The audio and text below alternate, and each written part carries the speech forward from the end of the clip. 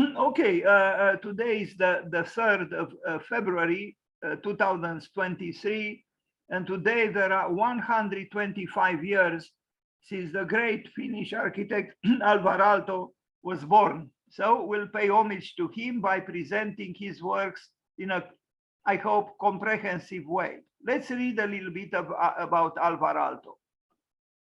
So Hugo Alvar Henrik Aalto was born on February 9th, 3rd, 1898, and he died on May 11, 1976. So he died at 78. He was 78 when he died. He was, I think, 11 years younger than Le Corbusier. He was a Finnish architect and designer. His work includes architecture, furniture, textiles, and glassware, as well as sculptures and paintings. He never regarded himself as an artist, seeing painting and sculpture as branches of the tree whose trunk is architecture. I like this very much. So, well, it is a little bit architecture centered, so to speak, because he thinks that the tree is called the trunk of the tree is called architecture, and painting and sculpture are branches of that tree. But certainly he connects organically architecture, painting, and sculpture. And this very thing is done also by Walter Gropius in his Bauhaus Manifesto. And those who try to convince you that architecture has nothing to do with painting and sculpture are wrong.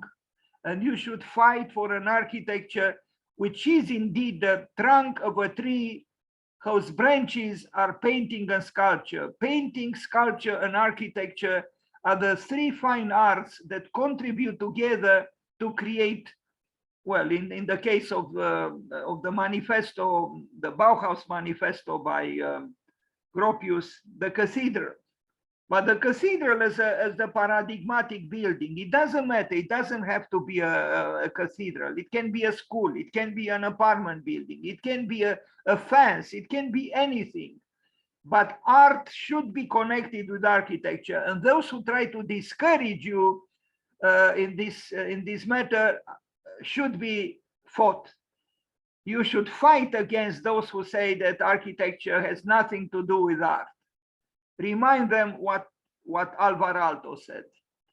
Painting and sculpture are branches of the tree whose trunk is architecture. And he himself practiced both painting and sculpture, like many other architects. So Aalto's early career ran in parallel with the rapid economic growth and industrialization of Finland during the first half of the 20th century. Many of his clients were industrialists, among them I can't read that name, sorry, who became his patrons.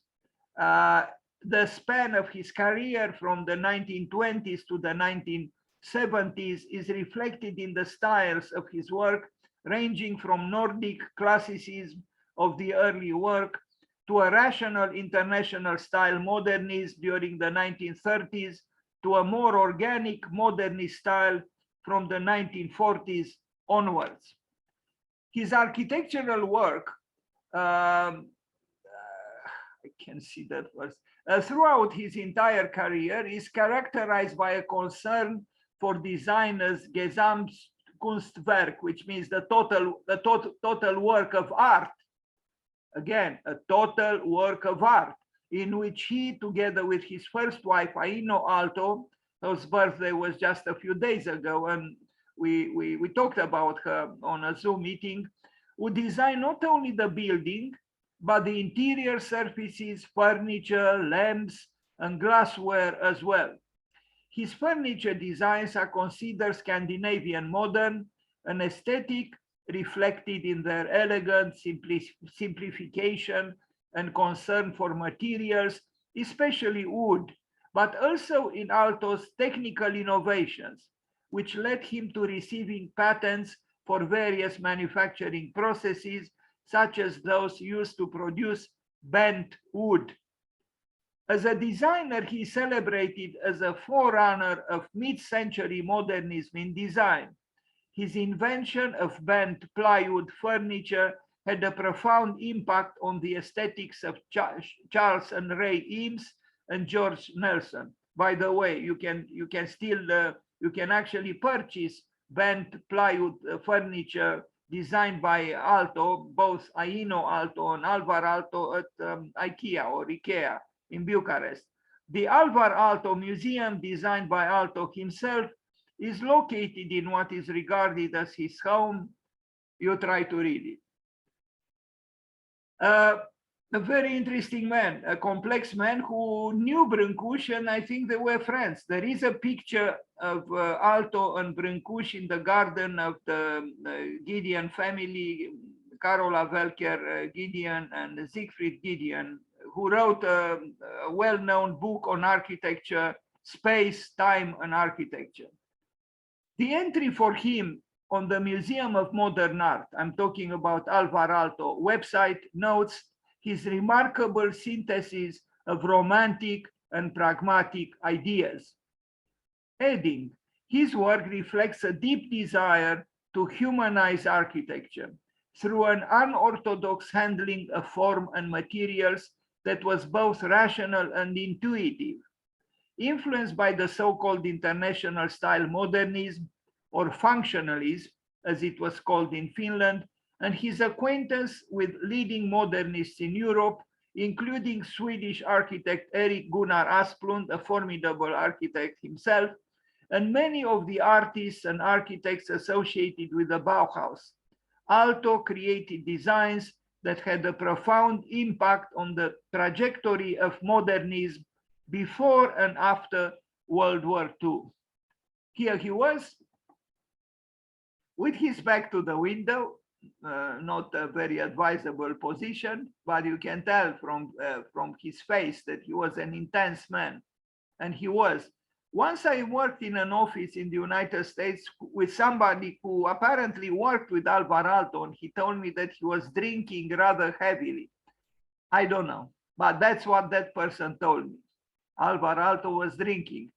Here he is, the Scandinavian man again, an intense man, a handsome man with bent plywood wood on the back.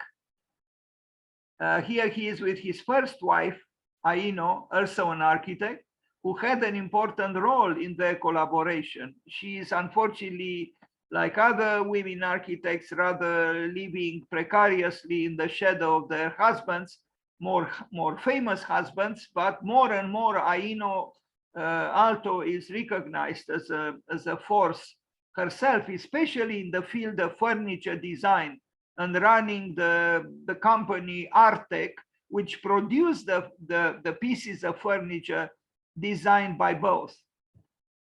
Here he is with a second wife. Aino unfortunately died rather young, and a younger woman architect knocked at the door of Alvar Aalto at his office, and he hired her, and after some time, you know, he fell in love with her and she fell in love with him, and here they are.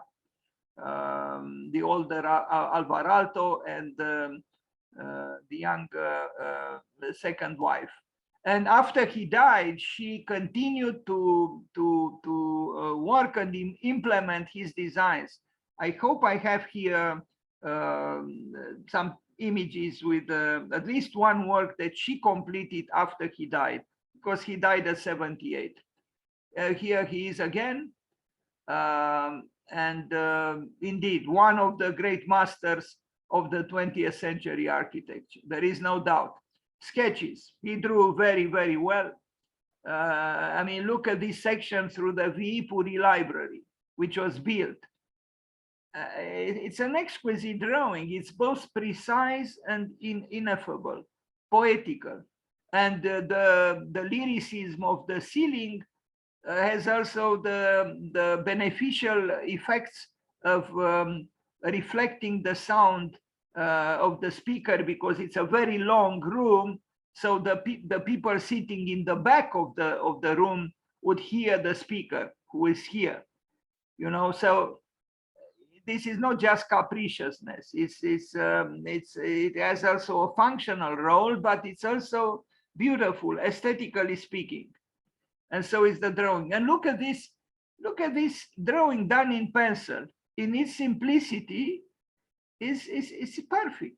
I mean, I hesitate to use this word. You know, it's done with the simplest means, with a pencil on paper, but it's exquisite. It's precise, and yet it has lyricism. So it's very possible with a pencil and with a sensitive hand and with a sensitive mentality or disposition, emotional disposition, to do something to be proud of. More nervous sketches, we are all familiar with this kind of sketches. Any architect has this kind of sketches. Or this for the Finlandia Hall in Helsinki, which is built, or this for a church in Italy. He drew very well.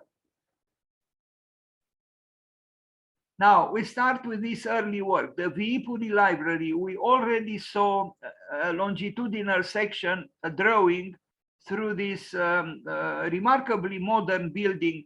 It started, maybe the project was from 1927.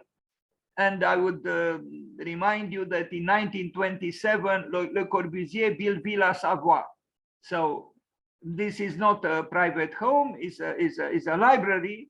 But as a reference, perhaps we should remember that around that time also Le Corbusier was experimenting with Villa Savoie. This is the building today. And okay, it looks maybe unsurprising from the outside because we are familiar with this kind of architecture, but you have to understand, this was built almost 100 years ago.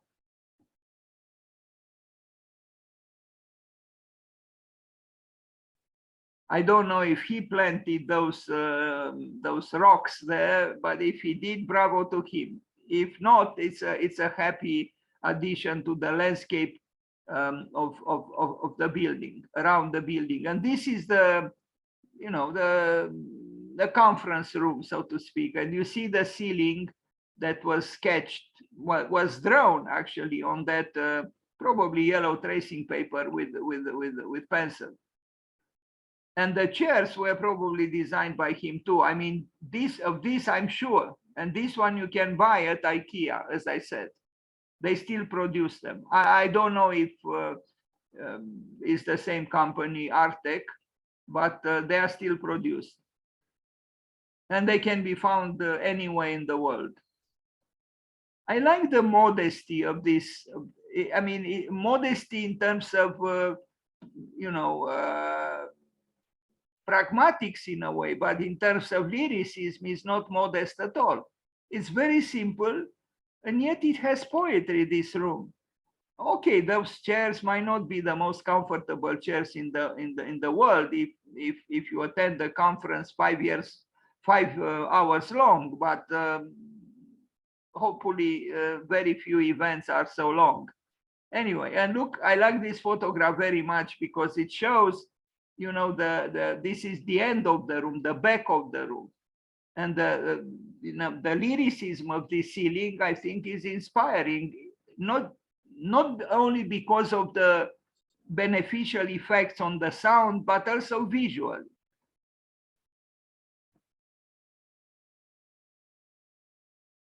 Yes, he loved wood, and it's difficult not to love wood. But I don't think his relationship with wood is obsessional or was obsessional, like in the case of Dan Coma, who keeps cutting down trees and forests in his native Japan and other parts of the world because of almost neurotical obsession with well, obsessions, I guess are neurotical in general, with wood. Paimio Sanatorium, 1932. So a few years later, he built another masterpiece of lyrical functionalism, because this is how it was described, this sort of functionalist architecture, lyrical functionalism. And this was built for people affected by respiratory illnesses,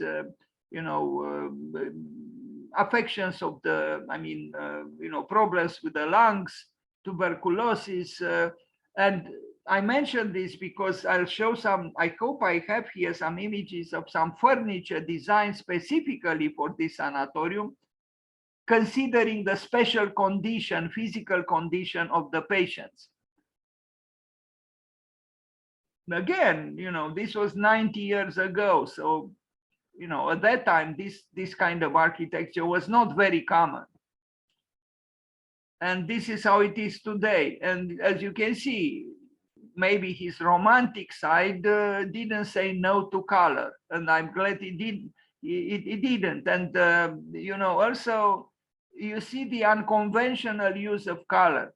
I mean, who would make yellow, steps and a black handrail? But why not? I think there is harmony here, but there is also vivacity. This yellowness I see is present also on the corridors, and yellow is not the most calming color. I wonder actually if this was what he initially proposed. Maybe it was repainted in time, I don't know. But I like to imagine, because this building is very famous, that even if it was refurbished, they respected the initial project. It is modernistic through and through. At this stage in his life, he was probably, in a legitimate way, considered a functionalist. But it's not just that, because even when we say functionalist, there are so many functions, and there are also functions of a more ineffable nature, like the functions of emotions, for example. Nobody talks about them, but they exist, and they do have a function. And also ornament has a function. And there was a book published some years ago, The Function of Ornament, or the function of form. Form also has a function. We cannot neglect form. It has a function.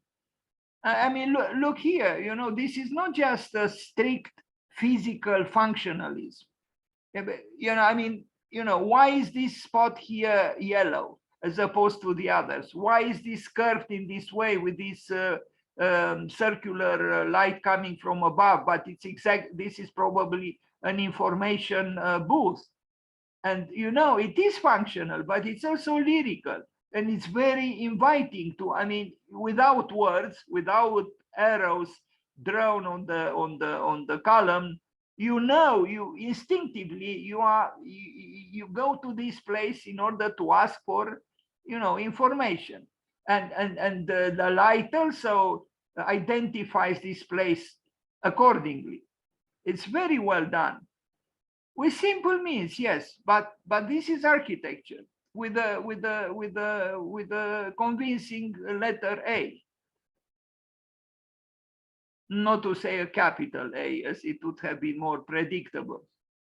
And this is the plan of you see, even here, he could have used, parallel prisms, but you see that there is already an insinuation of an appetite for organicity and for using also other angles. And later on, we are going to see works which are, very free in form. They are not expressionistic, no, but they attempt an organic architecture that is indeed romantic. And I like this word, and I do think we need badly a romantic spirit. I even wrote, I think, a manifesto for a romantic architecture. And not just architecture, romantic modus vivendi, romantic disposition in life, to be idealistic, to read poetry, to dream, to paint, to draw, to do interesting projects, to express our emotions, and so on.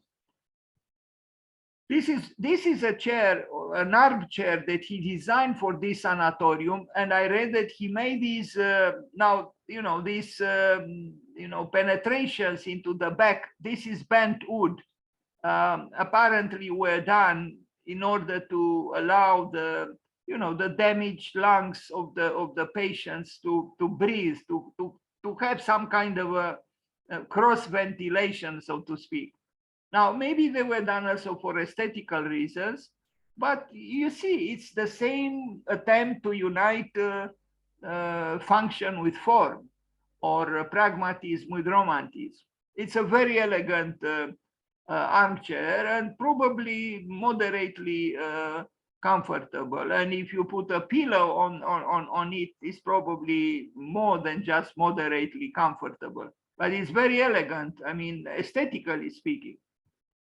So let's read a little bit about this. Thus, the Paimio chair was created. The one we just saw, the Paimio chair, but because it's in the Paimio sanatorium. It's designed to lean back slightly to open the chest and inhale the maximum amount of air. The cuts in the back are for ventilation. As I already said, these chairs were on the balcony of each room, and patients would sit many hours in the chair each day and just inhale the fresh pine air. Aalto was a big advocate for good design that promotes well-being. So it was important for him to ensure the functionality of the hospital beyond its exterior. As opposed to Peter Eisenman, who probably would smile sarcastically at what I just read, because Peter Eisenman doesn't care too much about well-being, but that's because he's spoiled, because he lives very comfortably in Greenwich Village in Manhattan. So here is the Paimio chair by Alvar Aalto, and yes, it is exquisitely designed. I mean, what could you criticize here? It's stable, it's not heavy, it's not heavy visually. It's probably, again, probably comfortable, maybe without the word moderately. And if you can breathe better using it, even better. This reminds me a little bit, if I am to get personal now, I once applied for a patent in the United States for a chair I invented. You see, if you look at this, it's like you have two rolls. Let's say, I don't know if you know what an analog camera is, because you use digital cameras now and mobile phones. But an analog camera used a roll of film, and the film was in a way kind of like this, roll on a roll, and it would advance the more you make pictures. So I thought I invented the wheel. I invented something formidable, and I applied actually for a patent where I invented a chair which had the seat and the back like two rolls on which the fabric was rolled just like a film was rolled in an analog camera. And by rotating the rolls, you would show a different fragment, a different segment of the fabric. So you could have this chair now red, and by rotating the seat and the back, you could have it red, or who knows what, with flowers or whatever. This was I struggle to make many variations of this generic idea I had. But I was discouraged by the patent office in Washington. They said you have to have a lawyer to go through with your application, and I didn't have money to hire a lawyer. I worked with a young Japanese designer on this. He was very good at drawing adequately, technical drawings. The patent application was done on a specific paper and with specific dimensions, Bristol heavy paper, and anyway. A lamp a lamp by Alvar Aalto, and I think it's remarkable itself. And you see, it's not just a lamp, you know, attached to a wall. I mean, of course, it is a lamp attached to a wall, but it's also connected with the ceiling, because that half circle that is defined as he defined it on the ceiling, kind of makes us remember that information booth in the entrance at the entrance of the sanatorium. In other words, an object is not just an object, but it connects also with what is outside of it, and that's exactly what we see here. It's not just an object placed indifferently on a wall. It connects also with the ceiling here and with the wall, and so it's a whole.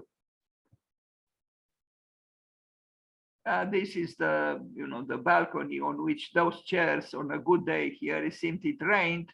The patients would sit for hours to inhale the fresh air of the pine forest. This is the model of the Paimio Sanatorium. Now, this one is a less known work by him, quite remarkable. This could have been a church.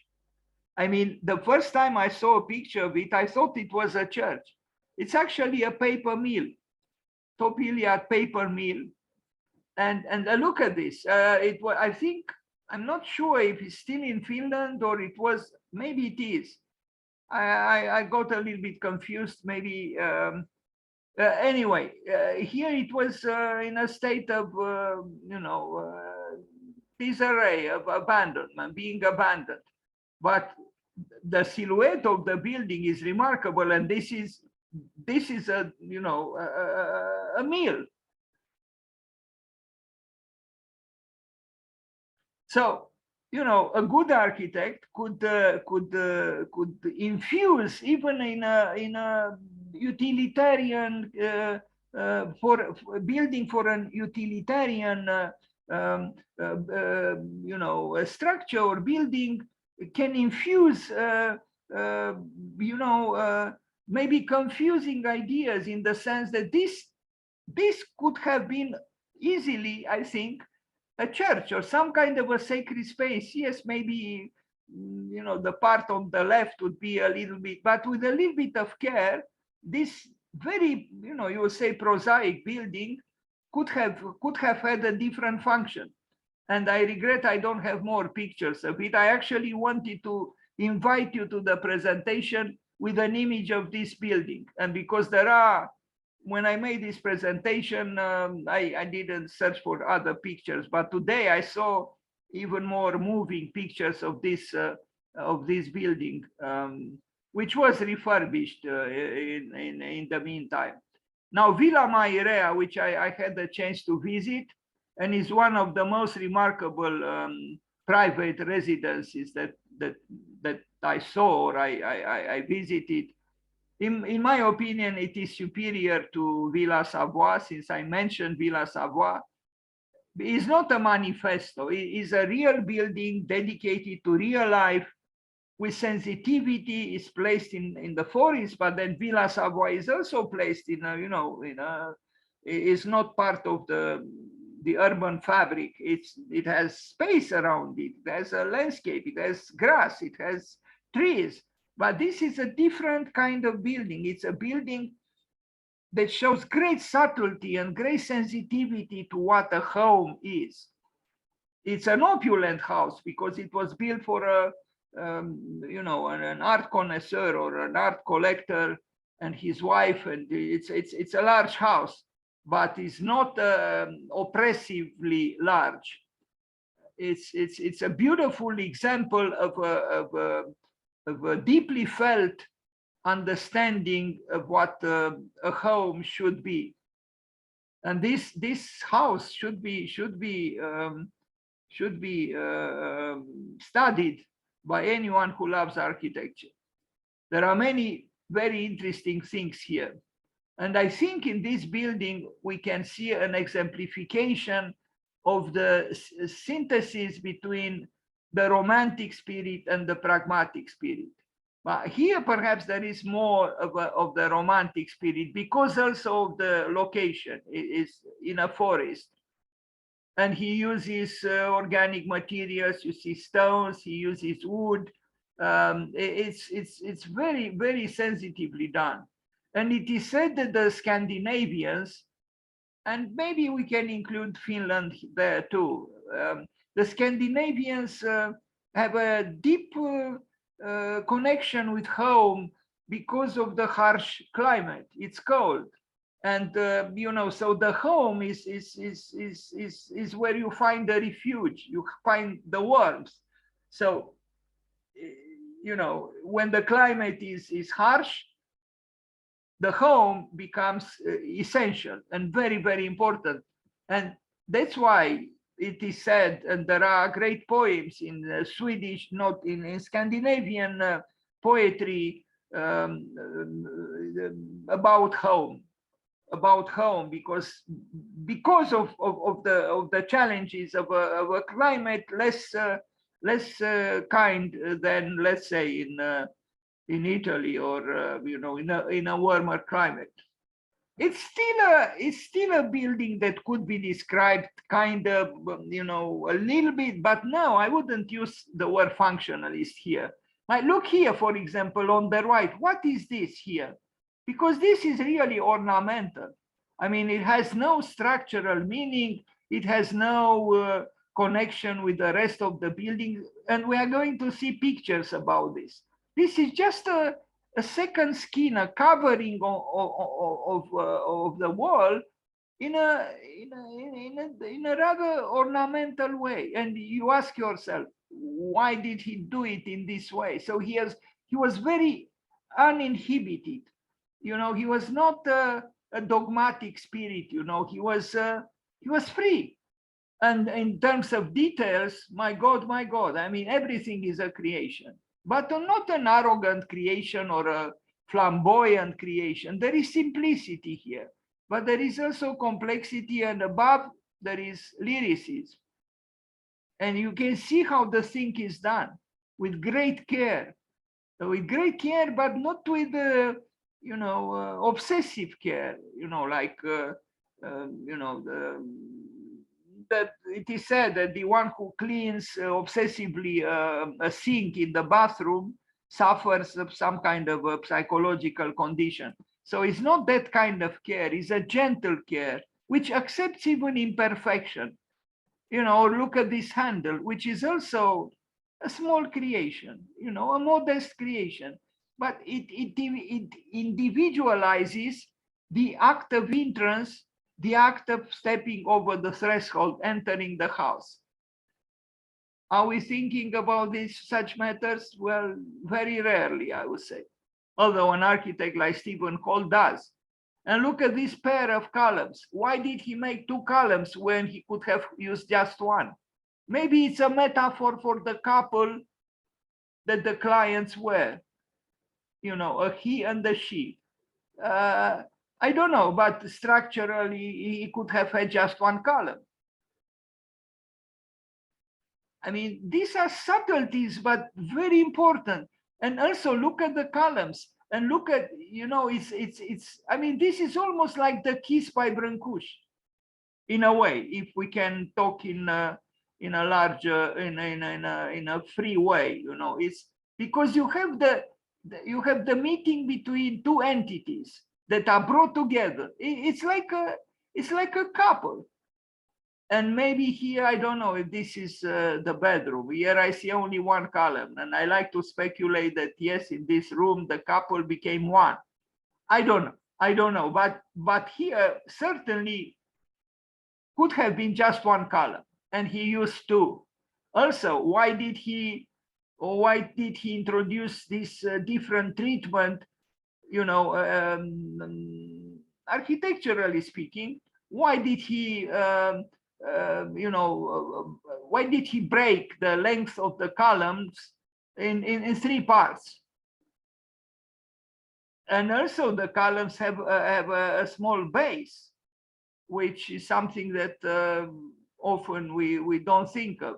So plus they are black. This is also unusual. And then he fights off the blackness of the columns with this textile or this fabric, or with this, woven material, maybe using some kind of wood. Very nice. And here we have, this is a musical organ. It's like in a church, and it's just well, it's more than a parapet. It's a stair that has on both sides these vertical elements which are placed freely and musically. It's a creation. It's a beautiful creation. This staircase it's constructed very well, but it's also lyrical in the feeling that it externalizes. A great poet of architecture. What can we say, Alvar Aalto? And if you build in this way, the forest to smile. That's what I like to think. This is not, yes, it's the work of man. Yes, it's a rather large home, large house, but I don't think it is a provocation to nature or an affront to nature. No. Yes, it's the work of man, and the forest is the work of someone else, maybe God, maybe nature, maybe both, maybe God and nature as the same thing, we don't know. But there is a dialogue between them, and this I love. And this is what architecture should attempt to do, if possible. I mean, you can tell that this building is not insulting nature. And inside also there is warmth. There is character, you can tell that it's animated by art. It is animated by culture. It's animated by maybe intellectual curiosity. It's a warm studio, or whatever it is. This part of the building, it looks like a studio. Now, I would love to have such a room, I confess. When I visited it, I couldn't get inside the house because it's a private house. But I was here, close to the entrance. Probably, I'm glad that these people didn't have some, ferocious dogs to make, those curious to see the building, the lovers of architecture run as quickly as possible. No, they didn't have. And when you look here, who would do something like this in a modern building, and of this, opulence in a way, because this is a rich house. But look at the modesty and the beauty of. I like the fact that he brings together constructive elements and shows how the bringing together happens. Almost like in, I don't know, Southeast Asia, or in some maybe so-called third world countries, done very modestly for a house which is a rich house. So it's a rich discourse, but it's also a modest discourse. There is modesty. Besides the dimensions of the house, and of course, there is a swimming pool of appreciable dimensions. This is not a poor house, but yeah, it's a symphonic work, really, or maybe a sonata. It's an architectural sonata, and here you see pieces of furniture designed by Aalto, Aino, and Alvar Aalto, probably together.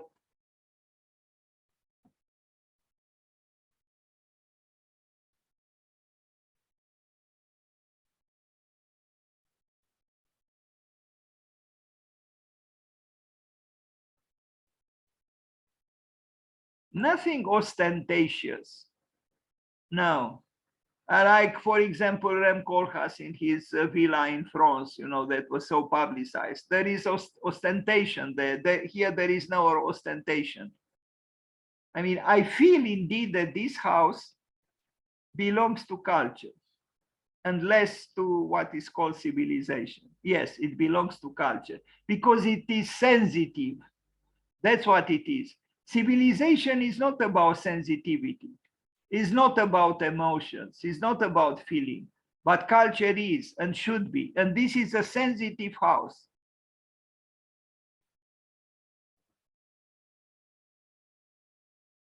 There are also maybe ominous things, like you see this part, I don't know what it is here, but with its darkness could show maybe some melancholia or some kind of a mental disposition that is not fooling itself by saying that everything is right in the world and life is eternal and there is only joy and so on. No, life has both light and shadow, as we all know. Now you see this part here that I showed in the drone elevation. What is this? Because this is a covering, partial covering or clothing of the building that is entirely ornamental. It's not justified by function per se. But I think it's very efficient in a sense that it connects with the surroundings, with the forest. So it's a okay, let's call it a romantic feature. I guess a plant grows on it. I see it here during the winter, and during less winter, I see it's like this. But it doesn't matter. In this picture or in this picture, in both cases, is clearly capricious. I mean, if someone would ask, why is this line this way and not, I don't know, the other way, or no, why not parallel this with the cornice? Because architecture is not just about logic. No, not at all. Villa Mairea, Alvar Aalto. Here are the clients, the happy clients, the art collectors, those who commissioned Aalto, maybe Aino and Alvar Aalto, both of them.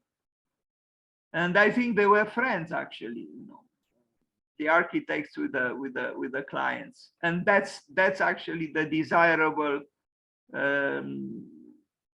situation, where you become friends with the one who commissions the work, and there is empathy from them and understanding also from you, and then the chance of a good work is highly increased.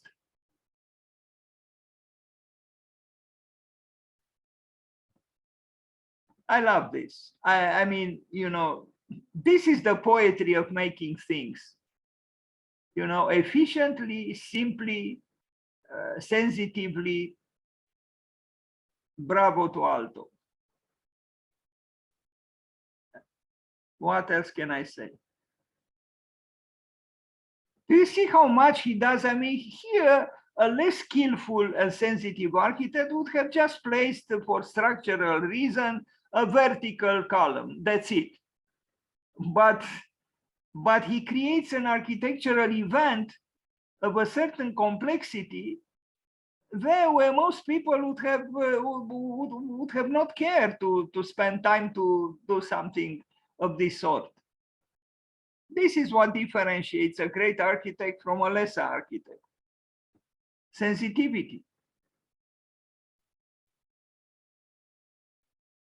Now look at the handrail of, if we can call it so, of that stair.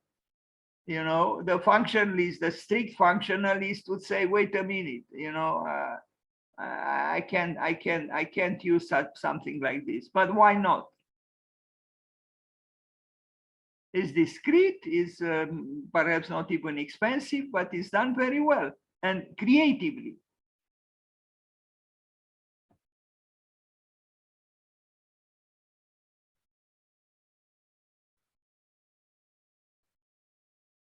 And look at this staircase. I'm sure if you step on those steps, you feel not an angel, but perhaps you start believing in angels, especially if a certain light comes down on you,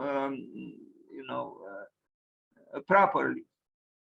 Now, the Finnish pavilion at the 1939 New York World's Fair, By the way, if you go next year, this year at the Venice Biennial, and I'm glad I remember now because I don't think I have in this presentation, the Finland Pavilion at the Venice Biennial is designed by Alvar Aalto, and I think is still the most interesting single building on the campus of the Venice Biennial. It's a blue building with a resolute triangle. You will see it immediately. Do not forget to visit the Finland Pavilion in Venice if you go to visit to see the Venice Biennial this year. But we see now the Finnish Pavilion in New York, not in Venice. Here is a view from the inside. And a study done with bent plywood. Now, Baker House, Massachusetts Institute of Technology, a great building in Cambridge, Massachusetts, 1947, 1948. He also built a library in the United States, in my opinion, not as inspired as some of his buildings, but this dormitory is beautiful. And it's just a student's dormitory, 1947, 1948. Here it is. And Stephen Hall built one not less remarkable, actually not far away from this one, is this building here that was designed by Alvar Aalto. And again, it has as a function a dormitory, meaning rooms on a corridor. That's what it is. But look what he does with the staircases.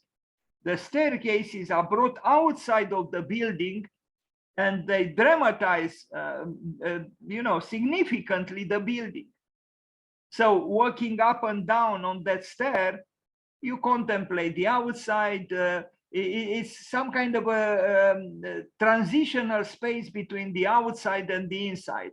So the public dimension of that corridor is increased perceptually by employing the architectural means that he employed. And I hope I have here, yes, you see the elevation of the building on this side. So he does with simple means incredible things, I think. I mean, all of a sudden, a building which could have been, rather predictable and banal becomes exceptional.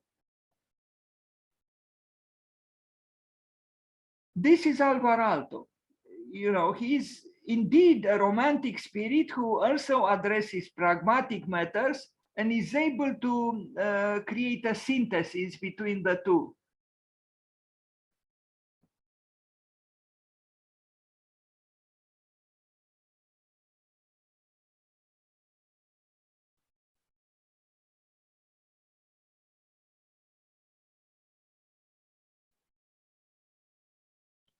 Somebody told me, or I read somewhere, that he used to submit several projects to a competition, and sometimes he and his wife, they won the first prize and the second prize in the same competition. And I also read, or somebody told me that, maybe he won the first prize and his wife won the second prize, or they worked together on two projects and they won both prizes. And you all know how difficult it is to win a competition, but to win two prizes in the same competition, it shows great ability,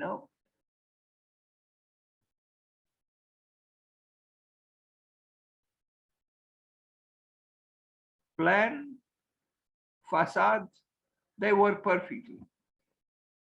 Perspective, a sketch, very musical at the top.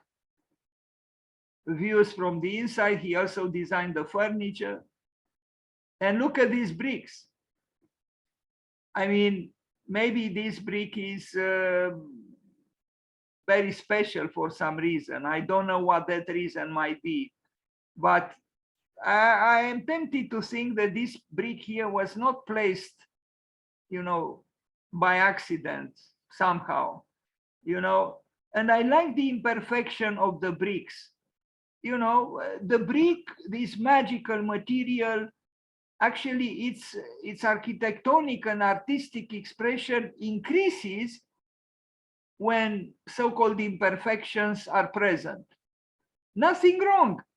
I think even a very exigent person would not say that this doesn't look right. I think it looks fine.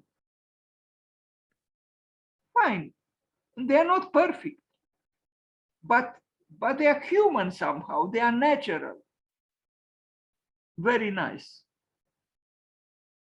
It's a detail, but this detail matters and says something about Aalto, the Baker house. And yes, the brick should never be covered. Those who try to so-called protect a brick wall by covering it with plaster or I don't know with what, they are committing something sacrilegious. The brick should be left to breathe. All great architects had great respect for brick, and they use it with great affection. And if you have affection for the brick, you should allow the brick to show itself as it is. Don't hide it.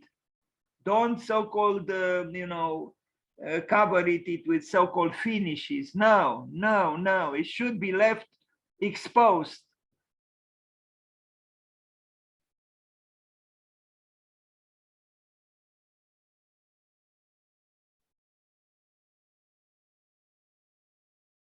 I truly like to think, I didn't visit this building, but I like to think that, walking up and down on this stair together with your colleagues, you feel connected. It's about connectedness. It's about being together with the light that enters through the windows, together with the landscape outside of the building, together with the world at large, and together with your colleagues. It's about togetherness. That's how I see this staircase, like a metaphor for togetherness. Baker House at Massachusetts Institute of Technology, which disputes together with the Bartlett School of Architecture in London the first position as the best architecture school in the world. Now, I don't know, this dormitory might not be for the students of architecture, but it's part of the campus of Massachusetts Institute of Technology. Now, the Helsinki University of Technology, which I visited 1949, 1966, look at this. It's brilliant. It's modest, but it's also brilliant, not in an arrogant way. And this triangle, which is big dimensions, represents actually a cross-section through the amphitheater. So it's not just a capricious triangle thrown there, no. It follows organically the function within the building. And this is typical of Alvar Aalto. He employs rather simple and functionalist architecture for the more private rooms, like dorm rooms or offices, but where there are public spaces, he employs different angles. He uses a different kind of architecture, more in a way freer and more expressive. We are going to see this in other buildings by him. So this is there are actually two amphitheaters, the one inside and the one outside, because you see there is one outside as well. Do you see how he realizes monumentality in a way with simple means? It's a monumental architecture, but it's not a crushingly monumental.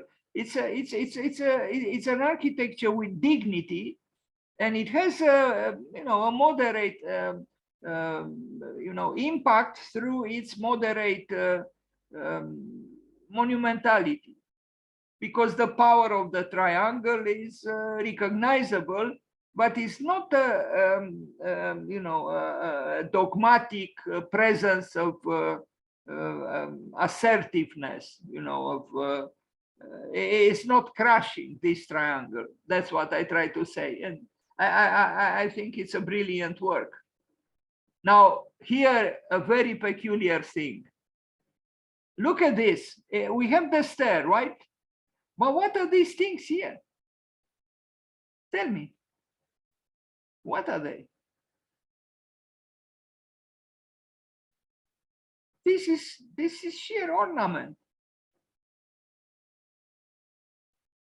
I mean, but he creates something musical where you don't expect it, you know, and that's why I keep saying, you know, architecture is also connected with, you know, with yes, even with capriciousness, with spontaneity, with because it is about feeling, it's about emotion. This is a public space, right? It's the entrance hall in this building, and yes, he could have done without these things here, because these are not, you know, usable stairs. Maybe it's a metaphor for the growth in knowledge, which a university is supposed to evoke and serve, you know, in terms of function. I think it's beautiful. I think it's beautiful. Again and again, architecture is not just about logic and function. It's also about superfluousness. This is superfluous. A rigid person would say, what the hell is going on here? You know, why did he do this? Why did he spend money on this, which is obviously not a usable stair? Because it doesn't lead to a door or anything. What is it?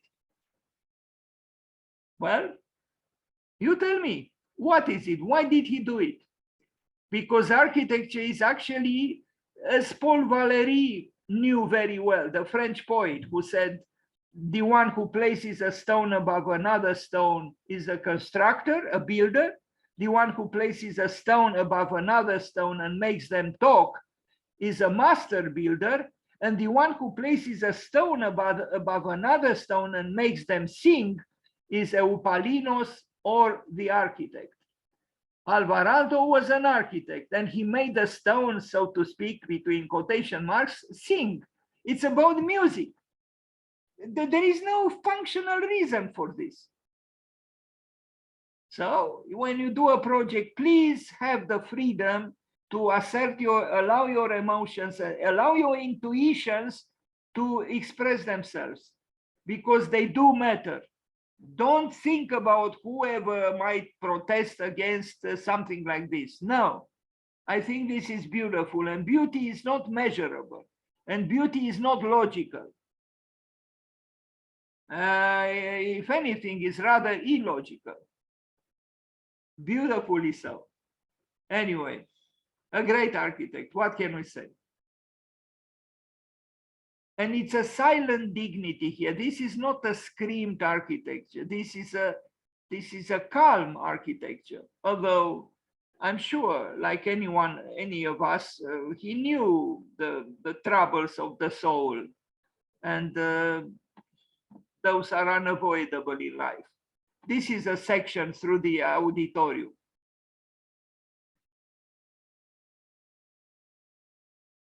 So here is the interior auditorium, and here is the exterior auditorium. So, you know, people can gather and, you know, talk and or have recite poetry or play the violin. And here you can have a conference or whatever. And you see, he humanizes architecture. This is an institute of technology, but it could have been an institute of humanities as well.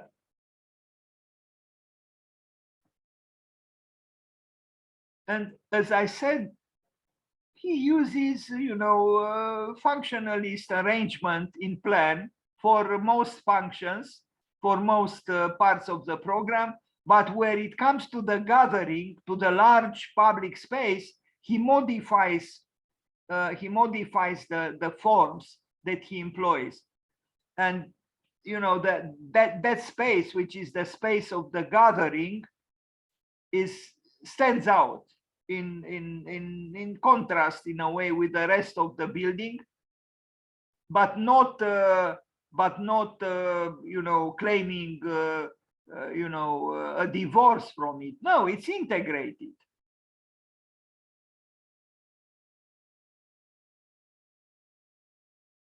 Here is probably a smaller auditorium, again with the shape of the room modified accordingly, as opposed to the other rooms. So in the plan, you can recognize very easily where the so-called special rooms are for the, for gathering, for where more people come together. And why is it that the form is different? Because when you have more people together, you need, there is a dynamic, the dynamics of the gathering. You have different people, different personalities, different opinions. There is dialogue, there is conversation, there is debate. And this creates a dynamic situation which formally in plan is represented, I would say, correctly. Maybe the word correctly is not the best word, maybe adequately. And you see people in the outdoor amphitheater laying in the sun, because yes, the sun is maybe a rare occurrence in Finland, and people enjoy it when it happens. And when it is not warm, it is snow. And it's beautiful during the sunny days and beautiful when it snows. An institute of technology, but a human institute of technology. Now a town hall. He won the competition in 1949, and it was built in 1952. This is another masterpiece by Frank Lloyd, sorry, not by Frank Lloyd Wright, by Alvar Aalto. It's truly a masterpiece, a modest masterpiece. I mean, it's a lesson in architecture. And it's timeless, really. Yes, okay, we can identify it as being, rather, functionalist, lyrical or not, but because of the warmth of this so-called functionalism, it could belong to any time. Again, the functions of the, common rooms are expressed architecturally without anything extravagant. They are modest. But where again, the gathering spaces are rather emphatically shown architecturally, but maybe the word emphatically is not so good, because it's a little bit too emphatic itself, the word. It is a certain emphasis, yes, but it's not a crashing presence. And here, look again at these steps. You can they are done with the simplest means. There is grass, there is wood. You can climb on them and arrive at this level. You can also sit here on grass. It's modest, it's rural, and this connects with the trees behind. This, I mean, how many city halls in the world are like this? Yes, it's maybe a small town, or I don't know, but it's not. It's a lesson in maybe not in humility, because you have the presence of man, you have the redness of the brick, and you have the green of the trees, the green of nature, but they are in perfect equilibrium, and they don't insult each other. They are not in conflict, and yet they are identifiable. The green of nature and the redness of man, the redness of the masonry walls, the redness of the bricks. I mean, if I was a citizen in this city and I would go to the city hall, right, with some bureaucratic matter, I would go with pleasure, because I would feel that here I would find, justice and kindness and democracy. This is not a building to crush you. You go to the city hall fearful that their authority will you know, dominate you. No, this is not a building that that evokes such oppressive things, which are very easily present in a city hall.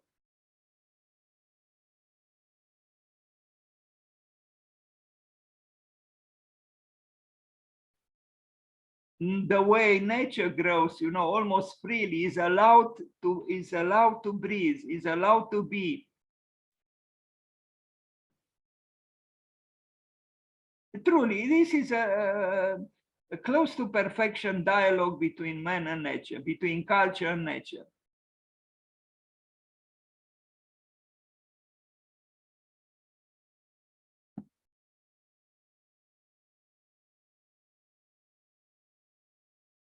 How far we are from the typical city hall, you know, with two lions at the entrance and columns and, you know, maybe Doric columns and expressing so-called stability and order, but in an oppressive way.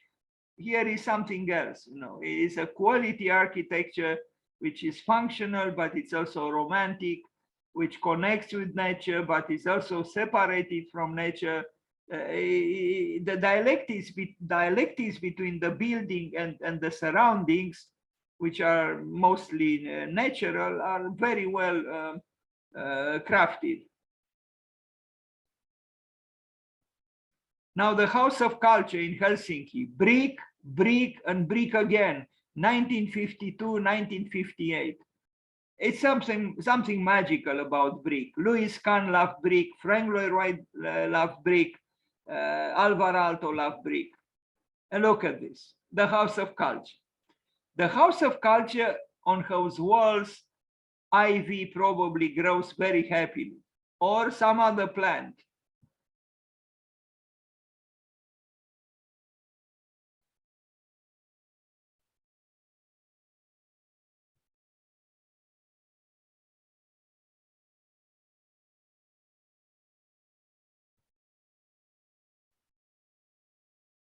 You know, I am joking, but not totally. I keep telling the students, if you have a project and your elevation doesn't turn out as you would like it to turn out, no problem. Just allow ivy to attack the building. I didn't yet see in all my life a building with ivy on it that looks bad. No, because ivy, this plant grows naturally, and you know, even the ugliest elevation would become beautiful because of the ivy. So don't agonize. If the elevation, the facade doesn't come out well in the project, don't worry. Put ivy on it freely, and you can make the least accomplished elevation or facade a beautiful one because of the ivy. Yeah, like here. It's a natural, beautiful, ornamental work, which also serves the dialectic between green and red in this case. You don't need ornamentation, architectural ornamentation. In fact, you don't need to do anything. You just allow the ivy to climb on the wall. That's it. You don't plan it because the ivy doesn't care about your planning and your T-square and your rectangle. The ivy has its own mind, as you can see here. And it's beautiful. It really is. I mean, who would say that this is not beautiful? Who would say that, wait a minute, why is this way and doesn't grow the other way? Or why is this one here? We should bring this down. No, no, no, it's perfect as it is. And this is the plan. You know, as I said, he has a prism with the rooms, you know, the small offices or whatever they are on a corridor, maybe with different, you know, bureaucracies or who knows what. And then you have the large room, the room of the gathering, which is the theater of human interaction. And it becomes sculptural, powerful and sensitive at the same time. And you don't need anything else. It doesn't matter, you photograph it in black and white or in colors. It's still fine. Let's see it one more time in color. Good work, Alvar. Okay, now we go to this experimental house in Muratsalo in Finland, 1953. He built this house after his first wife died, and he became involved with his second wife.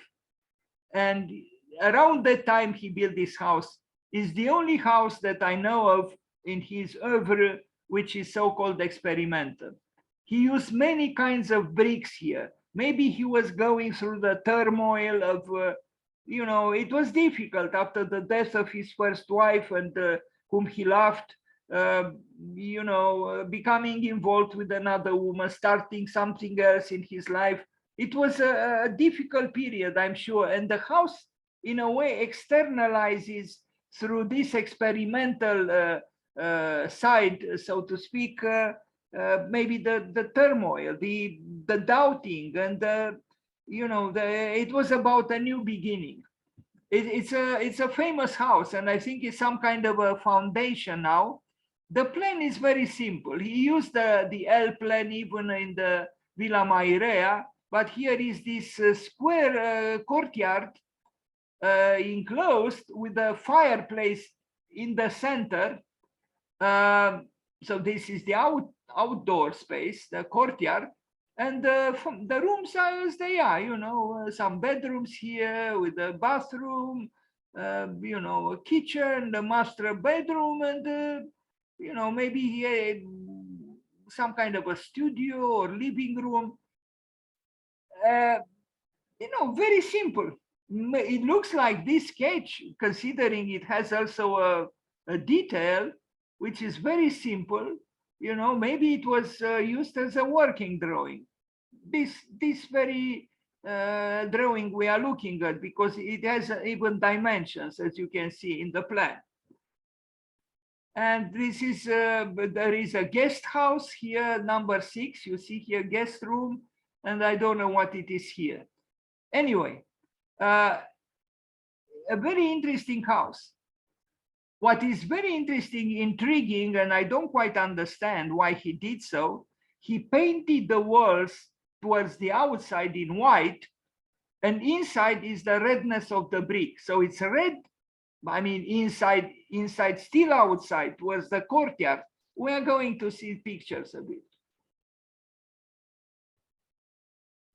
This is a view, I mean, a picture from the inside, probably students in architecture, or who knows, you know, visiting the house. A more recent drawing, the elevations, another view.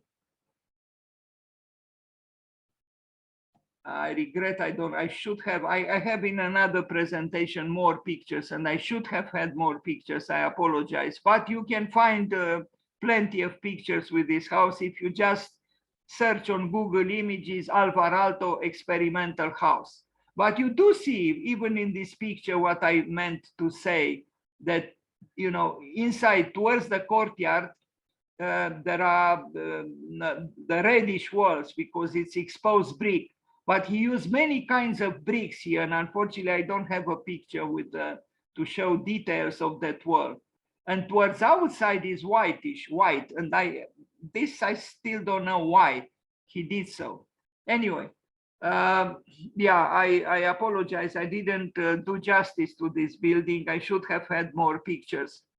Now, the Church of the Three Crosses, 1956, 1958, he built several churches, and all of them excellent architecturally speaking. This one I had the chance to visit, and you know, I worked a long time with a student of architecture who is now an accomplished architect and interior designer in Bucharest. He worked for Stefan Dorin for 5 years, and now he's on his own. And we crossed Europe together. I invited him to a trip, and we did arrive in Finland, and we did get lost in a forest searching for this very church.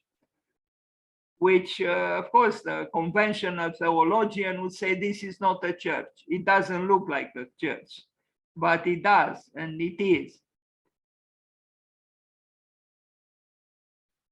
Alvar Aalto.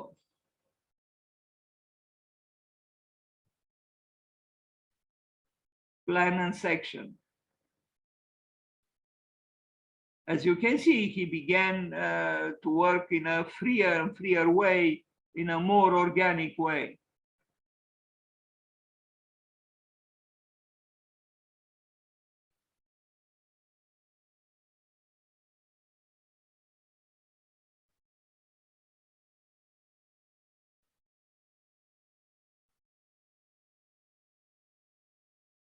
Now, I don't know if in plan,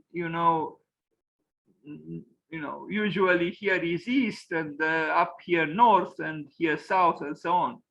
But in a normal, so-called normal church, you enter at west, and you move towards the altar, which is at east. But I see here is, but I don't know if indeed the north is an arrow pointing upwards. I don't know, because it's not shown.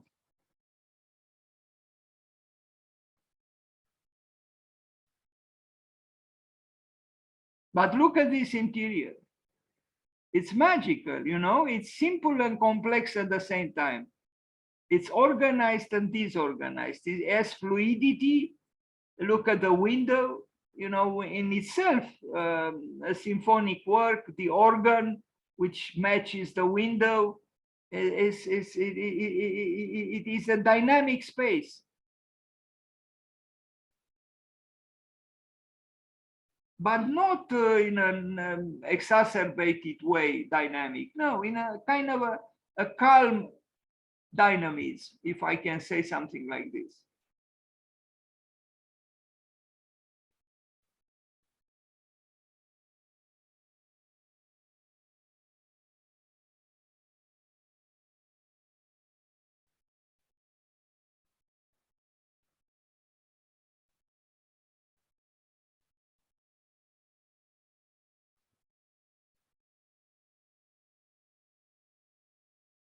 Again, a dialogue between the work of man and the work of nature. This is actually another church I should not have had here. I apologize about this. I should make some changes here about this this presentation.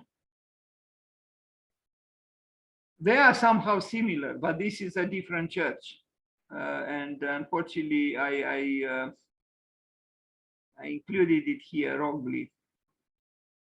But all in all, it's about the same architectonic spirit, and you see clearly that Alvar Aalto was a great lyricist in terms of architectural expression. Now, this is an administrative, well, it's a complex of buildings. There is a library, and there is the city hall, and this one I also visited, and it's beautiful because this ceramic tile that covers the building is kind of a bluish violet indigo color. Is very unexpected. You wouldn't expect such a color for a city hall. And look at the volume, it's sculptural, it's has a certain emphasis, just like in the other city hall that we saw.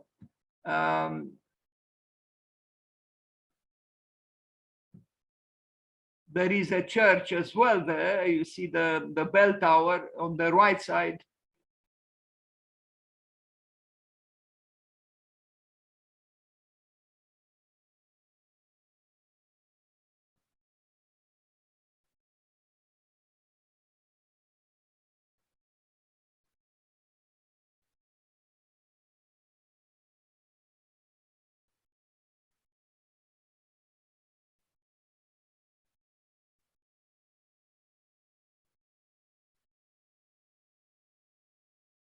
You obviously like these steps, covered with grass and with simple wooden elements. you know, for normal people, people who use bicycles, nothing, you know, no big Mercedes here, no, you know, regular people, normal people, you know.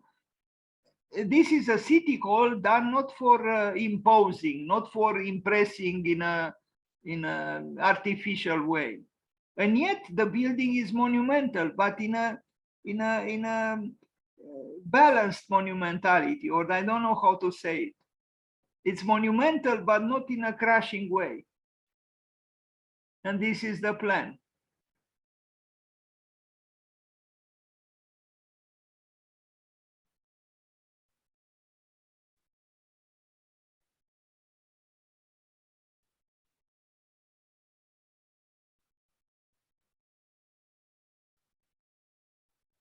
The church, in a way, the church is less lyrical and less romantic than the city hall.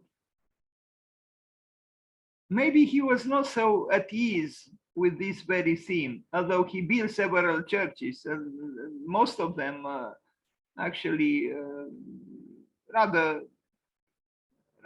impressive.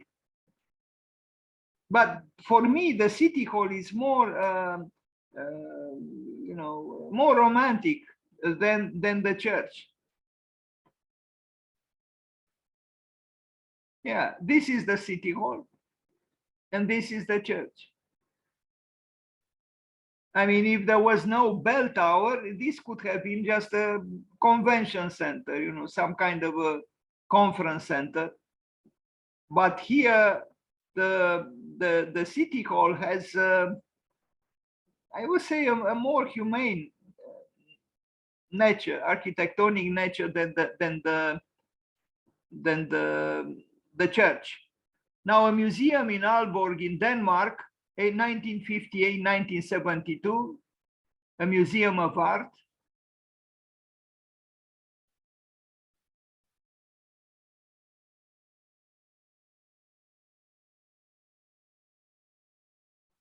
There is drama here, you know, and there is drama because life itself is dramatic, and we cannot make a placid building to reflect properly, you know, a life which also has drama, and for all of us. What exactly this is, I don't know. Maybe just to direct the light in a certain way towards the walls, but it's a cryptical, it's an enigmatic presence there. Does it have a technical function? Maybe, but maybe it's just meant to direct the light towards the walls where the art was supposed to be, in a more dramatic way than Louis Kahn does at the Kimball Museum in Texas. Because he uses this sort of thing too, Kahn, but in a, you know, at a smaller scale, in a more discreet way. But the role is the same. But it's interesting when you look at it, you know, that to have this heavier thing at the top, and to direct the light towards the walls in this way, through the curvature of both sides of that hanging thing, whatever that is. So this is built in Denmark, in Aalborg. Now a community center in Wolfsburg in Germany, 1959, 1962. Like in the case of other buildings we saw, we easily identify the public spaces, you know, like because of the, you know, more the different forms used.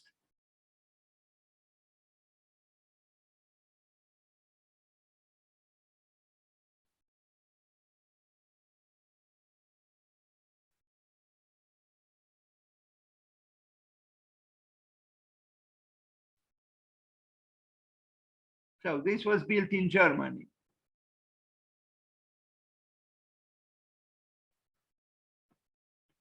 Now, this is an office building in Helsinki. So he built an office building too. I think this is the only one as far as I know. And it does look like an office building, but I think it is it is appropriately so. Why should it be, extravagant necessarily? It's a space destined for bureaucratic work, but it's still a sensitive work. It's a sensitive building, but done regularly, because the kind of work that is done within this building is, or was at the time, kind of a, regular 9 to 5 work, so to speak. I mean, if you look at this building and you didn't know what it was, you probably would say it's not a church. It's probably some kind of an office building. And that's what it is. It's an office building, as opposed to the building in the back, which is clearly a church, which was not done by him, of course.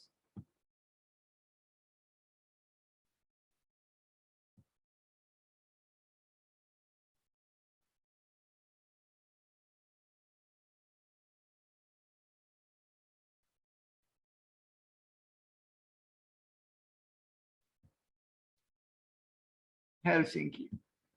Now, Aalto Hochhaus, Bremen in Germany, it's an apartment building, a block of flats. But look at the plan. Why should a block of flats be rectangular by necessity? No, look at the apartments. They open towards the outside like in a fan. Unfortunately, the plan is more interesting than the view from the outside, and we are going to see it. It's I wish something of the spirit of the plan would show up in the elevation as well. Now, those who say that apartments cannot have walls which are not parallel are wrong, obviously, because here, as you can see, the walls are not parallel. And they are not necessarily huge apartments, But why can't we have also slanted walls or at certain angles? We can, of course, it's okay.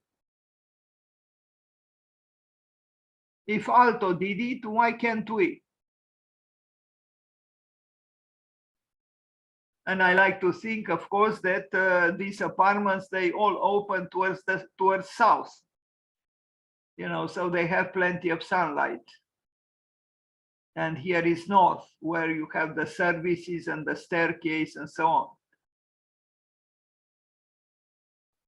It's a nice plan. Unfortunately, this is how the building is. And, it's a little bit predictable, this exclusion.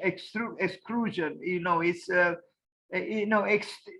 the apartment, the building is extruded, from the one floor all the way, going all the way the same way. In my opinion, he could have broken the predictability of identical floors, but he didn't. Here I am, expressing a little bit of doubting. But when I look at this plan, I expected something a little bit more organic vertically, or in vertical section, and I don't quite see it. But anyway, it's still a good apartment building, and yes, it is in a way democratic, in the sense that whatever happens on one floor happens on all floors. But I still wish there was a little bit variation also vertical. But that's my opinion. I might not be wrong. I might not be right. You see the confusion between right and wrong, because as you know, probably, and I keep joking about it, Frank Lloyd Wright used to be called sometimes Frank Lloyd Wrong.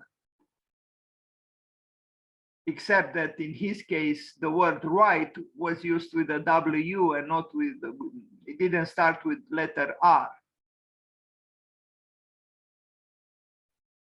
Okay, now the Institute of International Education. This is an interior design, actually, 1964, 1965. A small job considering the other works by Alvar Aalto, but we see, his artistic, decorative, ornamental work done in wood. And he probably also designed the lamps. This is literally an ornamental work. Now, the regional library of Lapland in Rovaniemi, Finland, one of a few libraries that he designed in Finland. He designed one also in the United States, in my opinion, a little bit less good than those done in Finland.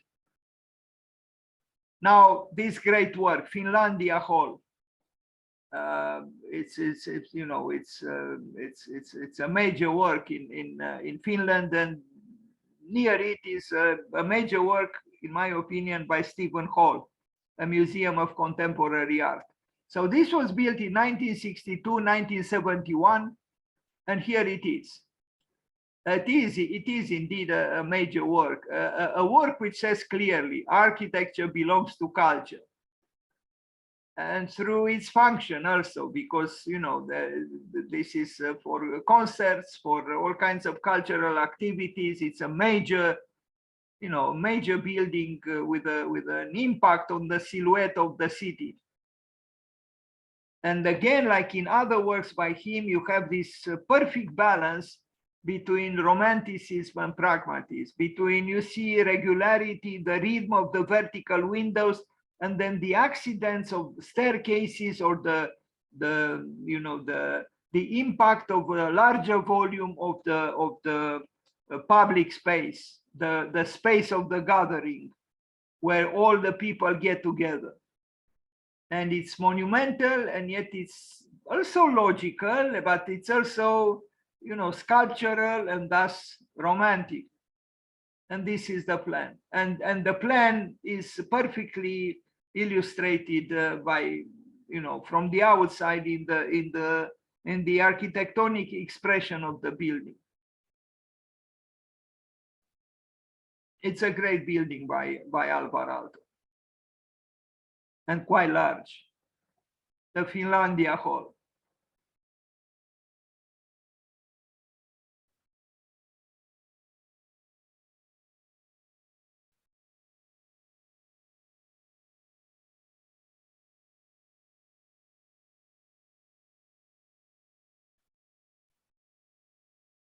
And the love for nature is obvious here as well. You know, he was not afraid to allow this part of the landscape to be almost incorporated into his white building. White, but not rigidly white. It's perfectly, you know, I kept using the word perfect perfectly, and I shouldn't, because, you know, nothing perhaps is perfect that is done by man, but it's done sensitively in that sense. You know, it's indeed, he was able to create a synthesis between intuition and logic, between reason and feeling.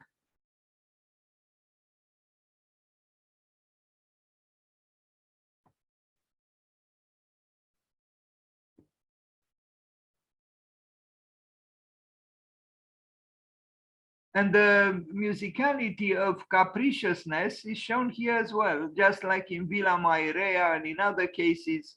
You know, why is this here in this way with blue? Someone would ask. And you could very well answer, why not? In other words, unreason should be also present together with reason. Not everything is explainable in logical terms. Your intuition knows where to do something that cannot be truly expressed logically or through numbers.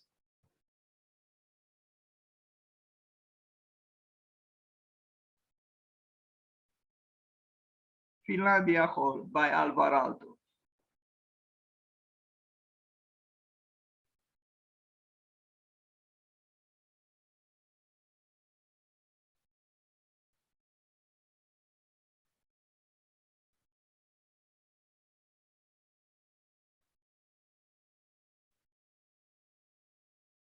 We will see at the end of this presentation some paintings by him, and you will see that what he did here architecturally is not so very different from what he did in his paintings.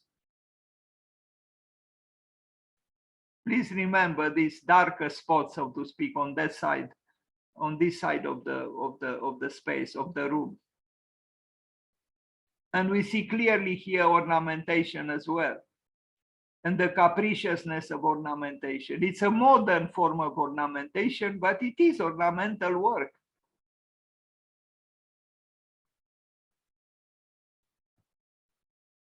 This is the one in the United States, the library in the United States. And in my opinion, it's not a major work. You can tell he worked à contre-cœur, as the French would say, against his heart.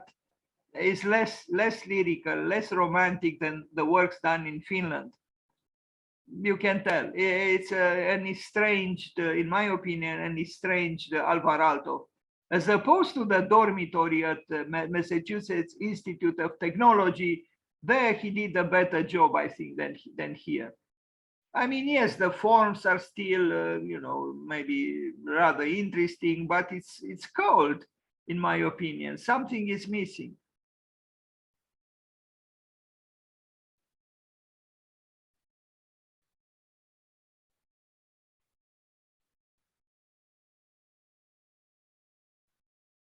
But maybe in a way it expresses the spirit of the place. This is in Oregon, in the United States. It's not in Finland. It's not in the forests of Finland. It's in a different culture. And the building, if this was done in Finland, I would have been more critical, but it's not done in Finland. I mean, it's okay, of course, but now the Alvar Aalto studio, we are approaching the end of this presentation. You see the Paimio chair that we looked into.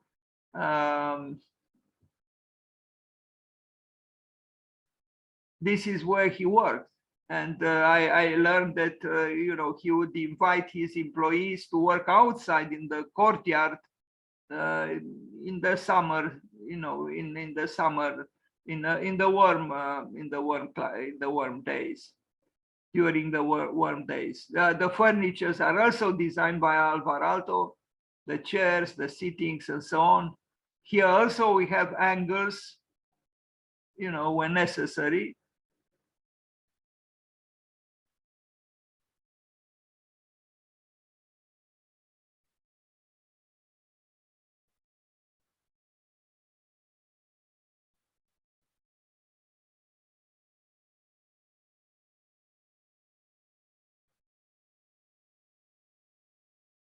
Maybe it still functions as some kind of an architecture studio, or, you know, maybe a foundation. I don't know. But this was his studio. And this is the courtyard where people would work during the warm days of the year. And he curved that wall, but you see, he didn't curve it as he did in Oregon. There it was based on a circle or a fragment of a circle. Here is almost slightly a moderate expressionism, maybe expressing you know, the longing for something as an architecture studio. But on the inner side of the building, not the outer side. The outer side is like this. Now, Alvar Aalto is a designer. We are really at the end of the presentation. He designed, as we know by now, many pieces of furniture together with his wife, Aino. And I don't know after she died if he continued to design furniture. These things are still produced by Artec, and they probably can be found in, even at IKEA all over the world. The Paimio chair, a table, maybe used also in Paimio, I don't know. Glassware, free design, so to speak, functional lyricism as well here, if we can say so. Obviously, he was attracted by the unknown, by the what is different, so to speak, you know, because all these you know, lines that not cultivate parallelism show this disposition towards the irregular, towards the accidental, towards towards exception in a way, and fluidities as well, as, you know, in contrast with reason. and the demands of reason. Yet we cannot say that his work is irrational. No, it's not. It's a balanced work between feeling and reason.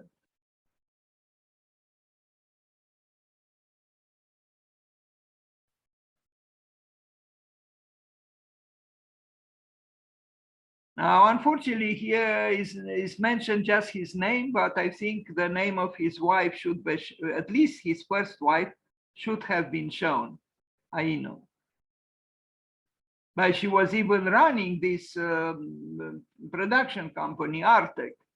So she had a role, an important role, especially in designing furniture and producing furniture.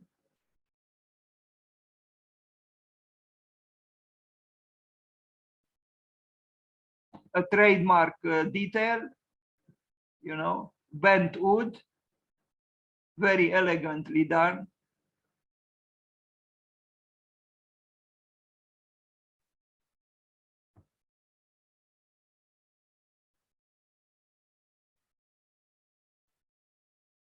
Great care for detail. This is also very elegant. And indeed, bent plywood works very well with this kind of design.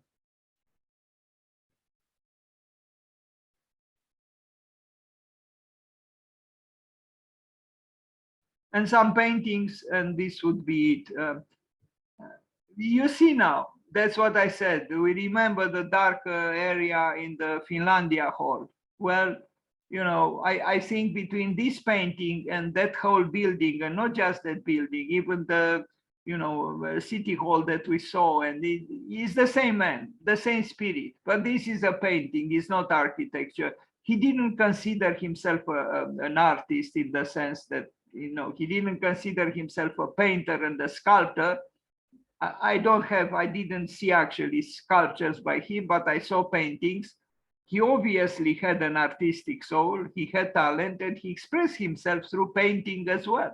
He painted, and I would encourage any architect and any student in architecture to paint, to draw, to play the violin, to do sculpture, to do things for the spirit, for the heart. Otherwise, we become technicians, dry technicians and bureaucrats, and that would be the end of creativity. That's why I keep saying, let's have a romantic architecture, and let's remember Alvar Aalto. Le Corbusier painted too, very differently. But why is it that most architects also paint? Why? Or some do sculptures. In the Renaissance, we had the greatest masters do all arts. Why? Because art is connected with architecture is connected with art. It's a little bit different from art, but at best, it becomes an art itself. Because to make the stones sing, like Paul Valéry said, you have to be an artist. Otherwise, you cannot make them sing. A bureaucrat cannot make two stones sing. A bureaucrat cannot even make someone who needs the service of the bureaucrat sing. Quite the opposite. Could make that someone very nervous. And anyway, Alvar Aalto, 125 years since his birth, and I don't think too many people celebrated him today, but we did. But this darkness, this dark spot that appears in most of his works, seemed to show to me a Saturnian state of mind, that he was able also to transcend a certain darkness, perhaps in his soul. And he did through his art, through his architecture. But I think that side of his personality existed. Because what could this dark spot, which is large, on this artwork mean? What could it be? Is it the light of the tunnel? Or it is the darkness at the end of the tunnel? What is it? Here, though, is the opposite, but we still have the dialectic between white and black, between light and dark. He had a complex personality. It is my conviction.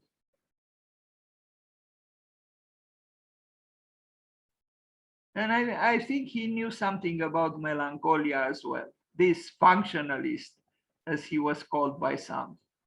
Thank you, and happy birthday, Alvar Aalto.